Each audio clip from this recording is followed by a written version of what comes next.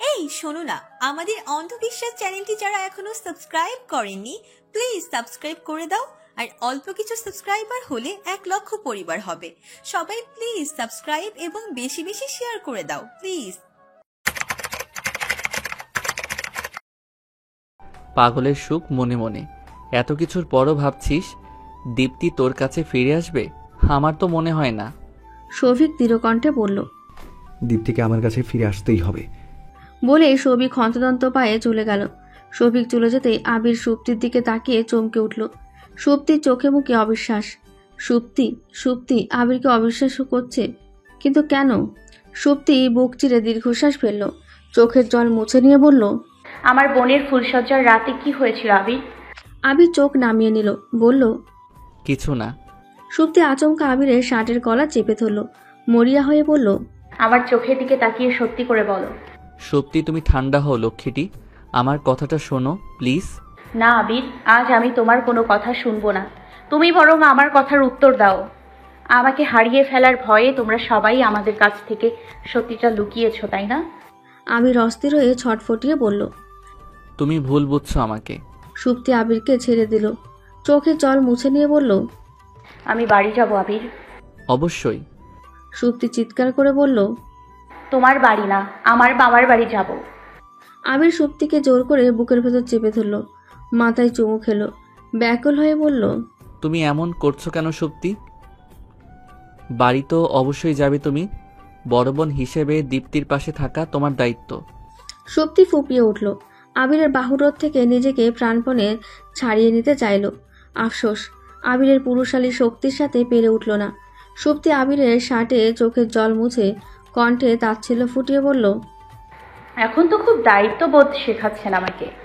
তাহলে এই কথাগুলো আমাকে আগে বলেননি কেন?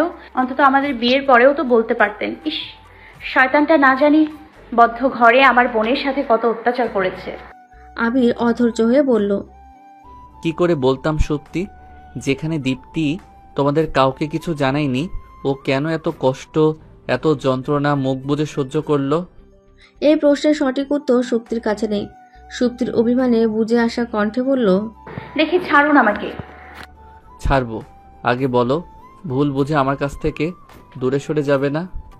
সেটা সময় বলে দেবে। আবির মরিয়া হয়ে বলল, সময় না, তোমাকেই বলতে হবে সত্যি। ছাড়ুন তো, আমার অসহ্য লাগছে। দুজন গাড়িতে পাশাপাশি বসলো, কারো মুখে এই কথা নেই। আবির বারবার সুপ্তির বিষণ্ণ মলির মুখ পানে তাকাচ্ছে। সুপ্তি ভুলেও আবিরের দিকে চোখ তুলে তাকাচ্ছে না, গভীর মনোযোগ দিয়ে কি যেন ভাবছে। আর থেকে থেকে শাড়ির আঁচল দিয়ে চোখের জল মুছছে।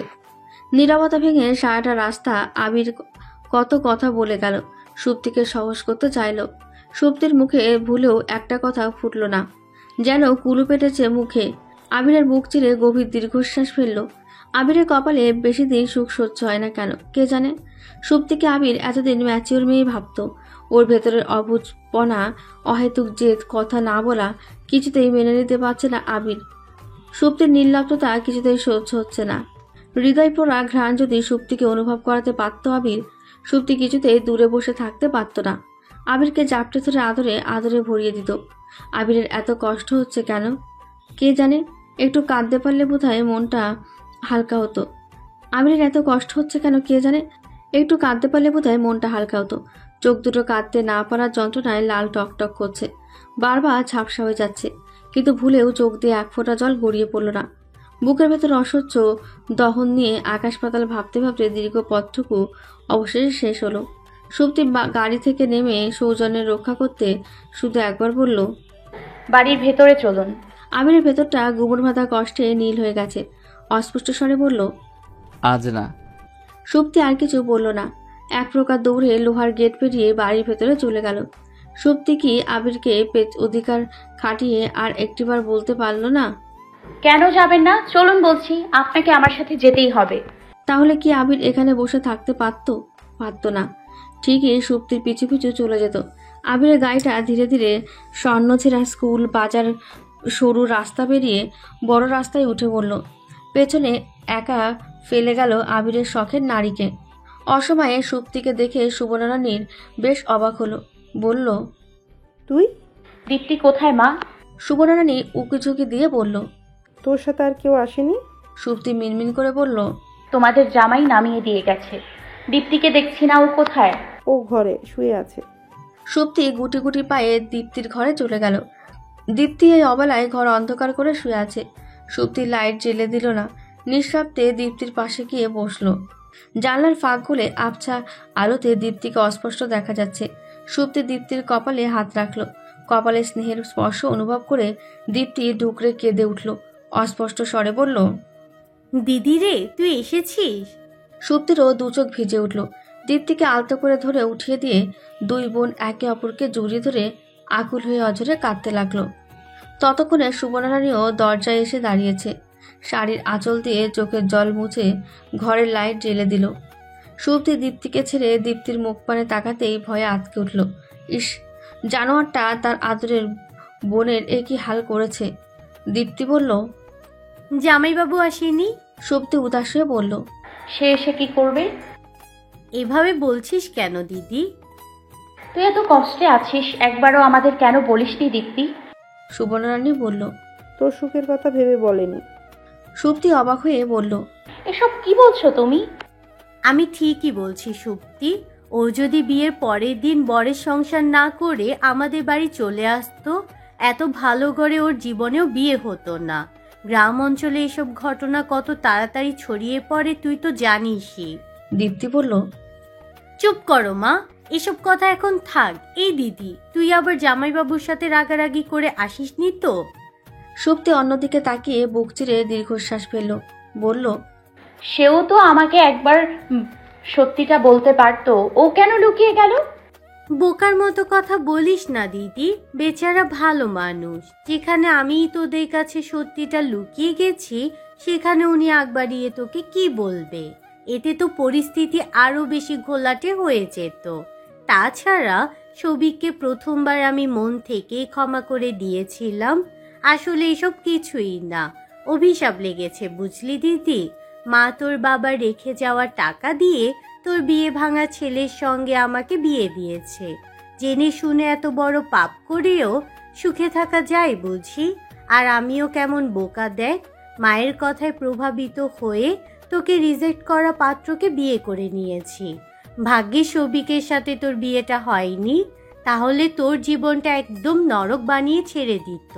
কথায় আছে না, যা হয় ভালোর জন্যই হয়। বরের উপর অভিমান করেছিস, ভালো কথা। মনে রাখ, পুষে শুধু শুধু ওই ভালো মানুষটাকে কষ্ট দিস না দিদি। সুপ্তি চোখ দুটো বন্ধ করে ফেলল। আবিরের ক্লান্তি জড়ানো নিদ্রাহীন রক্তলাল বিষণ্ণ চোখ দুটো চোখের পাতায় ভেসে উঠতেই মনে মনে ছটফটানি শুরু উঠল সুপ্তি। হাই, মানুষটাকে তখন না চাইতেও অনেক বেশি কষ্ট দিয়ে ফেলেছে সুপ্তি। সেদিন পার্কে বসে শাশুড়ি মায়ের কথাগুলো মনে লাগাতার বাজলো, আর ভেতরে ভেতরে অনুশোচনায় দগ্ধ হয়ে গেল সুপ্তি। সত্যি তো, এখানে মানুষটার কোনো দোষ নেই। তাহলে সুপ্তি কেন মানুষটাকে শুধু শুধু ভুল বুঝে কষ্ট দিল? মানুষটা সৌভিকের দাদা বলে? সুপ্তি চোখের জল মুছে উঠে গেল। ব্যাগ থেকে ফোন বের করে আবিরের নাম্বারে বার কয়েক ফোন দিল। আবিরের ফোন বন্ধ। শাশুড়ি মাকে ফোন দিয়ে ডুকরে কেঁদে উঠল সুপ্তি। ফোপাতে ফোপাতে বলল, আমার ভুল হয়ে গেছে মা, আমি আপনার কথা রাখতে পারিনি। ওই মানুষটাকে আবারও কষ্ট দিয়ে ফেলেছি। ও কি পৌঁছেছে মা? ওর ফোন বন্ধ কেন? সুপ্তি কাঁদতে কাঁদতে গড় গড় করে কত কথা বলে গেল। চিরানি সুপ্তির কথার আগামাতা বুঝল না, শুধু বলল, আবির কোথায়? ও তো এখনো বাসায় ফেরেনি। ভয়ের এক শীতল স্রোত সুপ্তির শরীরে বয়ে গেল। এখনো বাসায় যায়নি মানে? এতক্ষণ তো বাসায় চলে যাওয়ার কথা। কোনো বিপদ হলো না তো আবার? আবিরের কিছু হলে সুপ্তি মরে যাবে। সুপ্তি দৌড়ে ঠাকুর ঘরে চলে গেল। ঠাকুরের সামনে মাথা ঠেকিয়ে কাঁদতে কাঁদতে বলল, মানুষটা যেখানেই থাকুক ভালো থাকে, সুস্থ থাকে যেন। তুমি তাকে দেখে রেখো ঠাকুর। সন্ধ্যে 7টার দিকে সৌভিকের বাবা মা সৌভিক দীপ্তিদের বাসায় এলো। সুবর্ণারানী আজ আর পাত পেরে খাওয়ানোর জন্য অস্থির হলো না, শুধু ওনাদের সামনে চা বিস্কুট দিল। তারা চায়ের কাপ ছুঁয়েও দেখল না। নিজের ছেলের অপকর্মের জন্য সৌভিকের বাবার মাথা লজ্জায় কাটা যাচ্ছে। এরা যদি এখন বাজে ভাষায় অপমান করে দেয়, তবুও পাল্টা অপমান করার কোনো অপশন রাখেনি। তার অপদত্ত ছেলেটা সুপ্তি ওদের সামনে এলো না, শুধু মায়ের হাত ধরে দীপ্তি এসে ওনাদের মুখোমুখি চেয়ারে পেতে বসলো। নিহারবাবুও মেয়ের পাশে মেয়েকে আগলে ধরে দাঁড়িয়ে রইল। ঘরে পিনপতল নীরবতা বিরাজ করছে। দীপ্তির মা প্রথমে নীরবতা ভেঙে কথা বলল।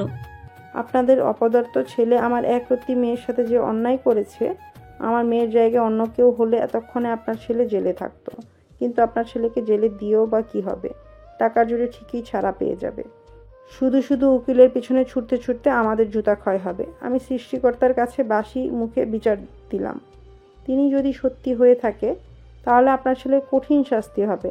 যাই হোক, এত বড় ঘটনার পরও আমি আর আমার মেয়েকে ওই বাড়িতে সংসার করতে পাঠাবো না। যদি ভালো মানুষের বাচ্চা হয়ে থাকেন, বিয়েতে যা যা দিয়েছি সব ফেরত দিয়ে যাবেন, আর আমরা আপোষে লিখিতভাবে ওদের ছাড়াই করিয়ে দেব। সৌভিকের মা হঠাৎ দীপ্তির হাতটা শক্ত করে চেপে ধরল, বলল, আমার ছেলেকে শেষ একবার সুযোগ দাও না মা। দীপ্তি ধীর কণ্ঠে বলল, আপনার ছেলের হাতে আমার মৃত্যু পর্যন্ত অপেক্ষা করতে হবে? সৌভিকের মা আঁতকে উঠল। তার কিছু বলার সাহস পেল না। এই মেয়েকে যতটা বোকা ভীতু ভেবেছিল, মেয়েটা আসলে ততটাও বোকা বা ভীতু নয়। সৌভিকের বাবাকে দেখে সৌভিক খুব ভয় পায়। বাবার সামনে মাথা গোজ করে বসে বসে অপমান হজম করা ছাড়া আর কোনো পথ খোলা নেই। তবে সৌভিক যে এত বড় একটা কাণ্ড ঘটিয়েছে, এর ভেতর কোনো শোকতাপ নেই। উল্টো দরজার ফাঁকে সুপ্তিকে দাঁড়িয়ে থাকতে দেখে মনটাই ভালো হয়ে গেছে। এই মেয়েটাকে সৌভিককে যে কোনো মূল্যে লাগবে। কি এমন বিশেষত্ব লুকিয়ে আছে এই মেয়েটার মাঝে? আর কিছু মাস কিংবা 1 বছর দাঁতে দাঁত চেপে ধৈর্য ধরবে সৌভিক। তারপর সুপ্তিকে সারা জীবনের জন্য আপন করে নেবে। দাবার গুটি খুব হিসাব করে চালাতে হবে। একটু এদিক সেদিক হলেই সব শেষ। আপাতত দীপ্তিকে নিয়ে কোনো মাথা ব্যথা নেই। দীপ্তি মরে যাক, সৌভিকের কিছুই যায় আসে না। সৌভিকের যত ভাবনা, জ্ঞান, ধ্যান সুপ্তিকে নিয়ে। একদিন সৌভিকের মনের বাসনা অবশ্যই পূরণ হতেই হবে। সৌভিকের মন জানে বাবা ফাঁকা গুলি করে ছেড়েছে। কোনো বাবা মা তার একমাত্র সন্তানের ভুলের জন্য তাকে ত্যায্যপুত্র করবে না। হয়তো সামরিক রাগ থেকে কথাটা বলেছে। আস্তে আস্তে সবকিছু ঠিক হয়ে যাবে, শুধুমাত্র সময়ের অপেক্ষা মাত্র। দীপ্তির শ্বশুর শাশুড়ি অপমানিত হয়ে চলে গেছে। যাওয়ার আগে সৌভিক চট করে সুপ্তির ঘরে ঢুকে গেল। সুপ্তির গায়ে ওড়না নেই। সৌভিককে দেখে সুপ্তি চট করে গায়ে ওড়না জড়িয়ে নিল। অতিরিক্ত লজ্জায় সারা গা কাটা দিয়ে উঠল। সৌভিক লোভাতুর দৃষ্টিতে সুপ্তির বুকের দিকে তাকিয়ে গাঢ় কণ্ঠে বলল, রেডি থেকো প্রিয়তমা, খুব শীঘ্রই তোমায় আমি তুলে নিয়ে যাব। সুপ্তির ভয়ে অন্তরাত্মা পর্যন্ত কেঁপে উঠল। মুখ ফুটে কিছু বলার আগে সৌভিক ঘর থেকে ঝড়ের গতিতে বেরিয়ে গেল। পরের দিন সকালবেলা ট্রিনারানী সুপ্তিদের বাড়িতে এলো। নতুন কুটুম, মনে যতই অশান্তি থাকুক, ভালো মন্দ কিছু না রাঁধলে হয় না। সুবর্ণরানী ব্যস্ত পায়ে রান্নাঘরে ছুটে গেল। ফ্রিজ থেকে একে একে মাছ মাংসের পোটলা বের করে জলে ভিজতে দিল। সুপ্তি শুয়েছিল। সারা রাত জেগে থাকার ফলে মাথায় চিনচিনে ব্যথা করছে, চোখ দুটো ফোলা। শাশুড়িকে দেখে তড়িৎগতিতে শোয়া থেকে উঠে বসল সুপ্তি। মাথার ওড়না টেনে ঘোমটা দিয়ে অবাক বিষয়ে বাকরুদ্ধ হয়ে বলল, মা আপনি বসুন প্লিজ, আমি চোখে মুখে জল দিয়ে আসছি। সুপ্তি ব্যস্ত পায়ে কলতলায় চলে গেল। চোখে মুখে জলের ছিটা দিতেই চোখ দুটো জ্বলে গেল। পরনের বাসি পোশাক পাল্টে একটা সুতির শাড়ি পরে নিল। মাথায় চিরুনি চালিয়ে চুলগুলো পরিপাটি করে স্মৃতি ভর্তি সিঁদুর পরে নিল। তারপর চট করে শাশুড়ি মায়ের পছন্দের চা বানিয়ে নিয়ে ঘরে চলে গেল। চিরারানী বসেছিল। চোখের ইশারায় সুপ্তিকে পাশে বসতে বলল। হাত বাড়িয়ে চাটা টেনে নিয়ে ধীরে ধীরে চায়ে চুমুক দিল। সুপ্তি মাথা নিচু করে শাশুড়ি মার পাশে বসে রইল। চিরারানী চাটুকু শেষ করে সুপ্তির দিকে এক পলক তাকালো, বলল, তোমাদের আমি খুশি মনে হানিমুনে ঘুরতে পাঠালাম। জানি ওখানে জঘন্য একটা কাণ্ড ঘটে গেছে। যত যাই হয়ে যাক সত্যি, তুমি সত্যি মিথ্যা ঠিক ভুল যাচাই না করে আবিরকে কেন ভুল বুঝলে? আমি তো তোমাকে ম্যাচিওর মেয়ে বলেই জানতাম। আমার ছেলেটা এতটাও খারাপ না সত্যি। ও বারবার কেন কষ্ট পাবে বলতে পারো? কি বলবে সুপ্তি? ও নিজেই ভেতরে ভেতরে অনুশোচনায় দগ্ধ হয়ে যাচ্ছে। যতবার আবিরকে কষ্ট দিয়ে বলা কথাগুলো মনে পড়েছে, ততবারই নীরব চোখের জলে বালিশ ভিজে উঠেছে। গতকাল থেকে আবিরকে কতবার ফোন দিয়েছে সুপ্তি, ভুলেও ফোন রিসিভ করেনি আবির। ইস, না জানি মানুষটা মনে কত অভিমান অভিযোগ পুষে রেখেছে। কথা বলছো না কেন সত্যি? সুপ্তির শাশুড়ি মায়ের এক হাত জড়িয়ে ধরে নিঃশব্দে কেঁদে দিল। বলল, আমার ভুল হয়ে গেছে মা, আমি আপনার কথা রাখতে পারিনি, না চাইতেও তাকে খুব কষ্ট দিয়ে ফেলেছি। আমাকে ওর কাছে নিয়ে চলুন মা, প্লিজ। শ্রীরানী সুপ্তির মাথায় স্নেহের হাত বুলিয়ে দিল। গতকাল রাত থেকেই আবিরের মুখটা শুকনো থমথমে। ছেলের করুণ মুখের দিকে তাকানো যাচ্ছিল না। মা হয়ে সহ্য করতে পারেনি টিনা রানী, তাই তো ভোরেই রওনা দিয়েছে সুপ্তিকে নিয়ে তবে বাড়ি ফিরবে। আবিরটা এত চাপাসাপাপের হয়েছে, বুকের ভেতর নিঃশব্দে ঘূর্ণিঝড় বয়ে গেলেও মুখ ফুটে কিছুই বলে না। টিনা রানী বলল, আমার ছেলেটাকে আর কষ্ট দিও না সত্যি। ওর বুক ফেটে গেলেও মুখ ফুটে নিজের কষ্টের কথা কাউকে বলে না জানো। বুকের ভেতর দুঃখ বসে ঠোঁটের কোণে হাসি ঝুলিয়ে রাখে। তোমাকেও অনেক বেশি ভালোবেসে ফেলেছে। তোমার অবুঝপনা ওকে ভুল বুঝে দূরে সরে যাওয়া ও কিছুতেই মেনে নিতে পারেনি। ফোন দিয়েছিলাম, আজ নাকি শোরুমে ও যায়নি জানো। যাই হোক, রেডি হয়ে নাও, খেয়ে দিয়ে রওনা দেব। আর একটা কথা, আমার ছেলের সুখের জন্য আমি সব কিছু করতে পারি সত্যি, সব কিছু। শেষের কথাটা একটু গাঢ় কণ্ঠে বলল টিনা রানী। সুপ্তিরা দুপুরের দিকে বাসায় পৌঁছে গেল। সুপ্তির সিঁড়ি বেয়ে নিজেদের ঘরে ছুটে গেল। রান্নাঘর, ব্যালকনি, বাথরুম, কোথাও আবিরকে দেখতে পেল না। সুপ্তির মনটা খারাপ হয়ে গেল।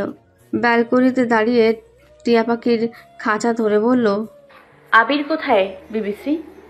টিয়া পাখি সুপ্তিকে দেখে মনের সুখে জ্ঞান জানা ঝাপটালো।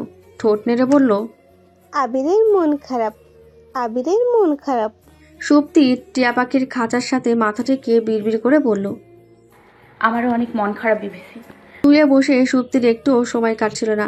সুপ্তি গোছানো ঘর এলোমেলো করে আবার গোছালো। তারপর সময় নিয়ে স্নান করলো। একটা লাল টুকটুকে শাড়ি এক পাশ দিয়ে পরলো। ব্যালকনিতে গিয়ে সাজের সামগ্রী নিয়ে হাঁটু মুড়ে বসলো। ভেজা চুল দিয়ে টপটপিয়ে জল গড়িয়ে পড়ছে। পায়ে সুন্দর করে আলতা পরে চোখে মোটা করে কাজল টেনে নিল। চওড়া স্মৃতিভর্তি মোটা করে সিঁদুর পরে কপালে একটু বাঁকা করে টিপ পরলো। ঠোঁটে লিপস্টিক দিতে গিয়েও কি মনে করে যেন লিপস্টিক রেখে দিল। শুধু সুন্দর করে ঠোঁট দুটো এঁকে নিল। চুলের জল মুছে চুলগুলো শুকিয়ে নিল। তারপর মাথায় হাত খোপা করে খোপায় এক মুঠো বেলি ফুল গুঁজে দিল। বাইরে চোখ পড়তে দেখলো সন্ধ্যা ঘনিয়ে রাত নেমে গেছে। তারপর ঘর অন্ধকার করে ব্যালকনিতে চুপটি করে বসে রইল। তৃষ্ণান্ত দুনয়ন চাতক পাখির মতো আবিরের ফেরার প্রহর গুনছে। আবির এলো রাত 11টার দিকে। সচরাচর এত রাত করে বাড়ি ফেরে না আবির। সুপ্তির সাথে থাকতে থাকতে অভ্যাস খারাপ হয়ে গেছে। খালি ঘরে একদম মন টেকে না, ঘুমায়ও আসে না সহজে। মা তো ভোরে বলল সুপ্তিকে আনতে যাচ্ছি। মেয়েটা যে জেদ, এত তাড়াতাড়ি আদৌ ফিরবে নাকি কে জানে। এক মনে বলে সুপ্তি ফিরেছে, অন্য মন বলে ফেরেনি। এত রাতে বাড়ি ফিরে কাউকে দেখতে পেল না আবির। শুধু বুয়া দরজা খুলে দিয়ে বলল, দাও, মা কোথায়? ও, তার মানে সুপ্তি ফেরেনি। আবিরের মনটাই খারাপ হয়ে গেল। হাত মুখ ধুয়ে ভাত খেতে বসলো। কয়েক গাল খেয়ে হাত ধুয়ে উঠে পড়ল। আর খেতে ইচ্ছে করছে না। এলোমেলো পায়ে ঘরে চলে গেল। ঘরটা ঘুটঘুটে অন্ধকার। ঘরে লাইট জ্বেলে দিতেও ইচ্ছে করছে না। ফোনের লাইট জ্বালিয়ে দরজা আটকে দিল। তারপর নিঃশব্দ পায়ে ব্যালকনিতে চলে গেল বিবিসির সাথে দেখা করতে। আশ্চর্য, আজ ব্যালকনির লাইটটাও কেউ জ্বেলে দেয়নি। ব্যালকনির টিমটিমেল হলদে আলো লাইট জ্বেলে দিতেই সামনে স্বয়ং সুপ্তিকে আবেদনময়ী রূপে দাঁড়িয়ে থাকতে দেখে বাকরুদ্ধ হয়ে গেল আবির। মাথা ছিমছিম করে উঠল। বুকের ভেতরে একটা কোমল হৃদয় আছে। সেই হৃদয়ে নিঃশব্দে কাঁপন ধরে গেল। পা দুটো অসম্ভব কাঁপছে। ভুল দেখছে না তো আবির, নাকি জেগে জেগে স্বপ্ন দেখছে? সুপ্তি ধীর পায়ে ফ্লোরে আলতার লাল রঙা ছাপ ফেলে হেঁটে গেল। আবিরের খুব কাছে দাঁড়িয়ে একটু উঁচু হয়ে আবিরের এলোমেলো চুলগুলো ঠিক করে দিল। আবিরের চোখের দিকে তাকিয়ে ফিসফিস করে বলল, আমার কেমন লাগছে? আবির হাত বাড়িয়ে সুপ্তিকে আরেকটু কাছে টেনে নিল। দুজনের মাঝে যতটুকু দূরত্ব ছিল নিমেষেই মিশিয়ে দিয়ে সুপ্তির উন্মুক্ত কোমর শক্ত করে চেপে ধরল। সুপ্তির মায়া মায়া মুখের দিকে এক দৃষ্টিতে তাকিয়ে থেকে অধরে অধর মিলিয়ে দিল। দুজনেই ভালো লাগায় আবেশে বুঁদ হয়ে রইল অনেকক্ষণ। তীব্র সুখের অনলে সুপ্তির অধর জ্বলে গেল। ব্যথা অনুভব করে আবিরকে সরিয়ে দিতেই আবিরের ঘোর কেটে গেল। ছেড়ে দিল সুপ্তিকে। তারপর কোনো কথা না বলে হাত দিয়ে অধর মুছতে মুছতে ঘরে চলে গেল আবির। ঘরের লাইট জ্বেলে দিতেই দেখলো সুপ্তি আবিরের পাশে এসে দাঁড়িয়েছে। কাজল কালো ঘোর লাগা স্বচ্ছ চোখ দুটো জলে টলমল করছে। আবিরের বুকের ভেতর মোচড় দিয়ে উঠল। সুপ্তি একছুটে আবিরের বুকের ভেতর আছড়ে পড়ল। কাঁদতে কাঁদতে হেসকে তুলে বলল, তুমি অনেক পচা আবির, কেন আমাকে ছেড়ে এলে বলো? তুমি কি পারতে না আমার ভুলগুলো ভেঙে দিয়ে আমাকে জোর করে তোমার সাথে নিয়ে আসতে? বলো, পারতে না? কেন শুধু শুধু নিজেও কষ্ট পেলে আর আমাকেও কষ্ট দিলে? আর গতকাল রাতের পর থেকে আমার ফোন রিসিভ করোনি কেন? আমি কতটা টেনশনে ছিলাম তুমি জানো? আবির সুপ্তিকে বুকের ভেতর পিষে ফেলল। অধৈর্য হয়ে বলল, আর কেঁদো না লক্ষ্মীটি, তুমি তখন এমন জেদ ধরলে আমারও মাথাটা গরম হয়ে গেল। ভালো তো আর বাসো না, আমার জন্য এত অস্থির হয়েছ কেন? সুপ্তি কাঁদতে কাঁদতে হেঁচকে উঠে গেছে। ভালোবাসার আসল সংজ্ঞা কি সুপ্তির জানা নেই, শুধু জানে এই মানুষটা সুপ্তির অস্তিত্বে মিশে গেছে। এই মানুষটাকে ছাড়া ভালো থাকা অসম্ভব। সুপ্তি ছটফটিয়ে উঠল। অভিমানে বুঝে আসা কণ্ঠে বলল, নিয়মিত ভালোবাসার গল্প শুনতে এবং পড়তে আমাদের অন্ধবিশ্বাস চ্যানেলটি সাবস্ক্রাইব করে পাশে থাকা বেল আইকনটি ক্লিক করুন। ধন্যবাদ সবাইকে।